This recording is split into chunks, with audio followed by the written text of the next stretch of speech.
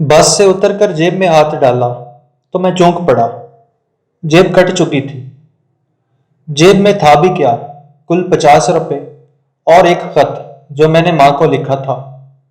मेरी नौकरी छूट गई है, अभी पैसे नहीं भेज पाऊंगा। 3 दिनों से वो खत जेब में ही पड़ा था। पोस्ट करने की हिम्मत नहीं हो रही थी। 50 रुपए भी जा चुके थे। यूं तो 50 रुपए कोई बड़ी रकम नहीं थी, लेकिन जिसकी नौकरी छूट गई हो उसके लिए 50 रुपए भी बहुत मानी रखते हैं।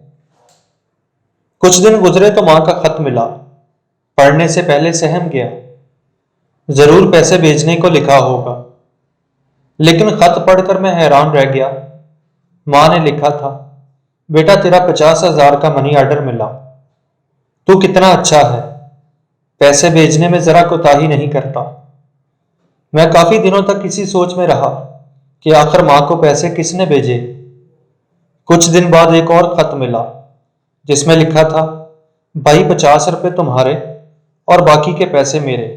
सब मिलाकर मैंने तुम्हारी माँ को मनी ऑर्डर भेज दिया। फिक्र ना करना, माँ तो सबकी एक जैसी होती है, वो क्यों भूखी रहे, तुम्हारा जेब कतरा।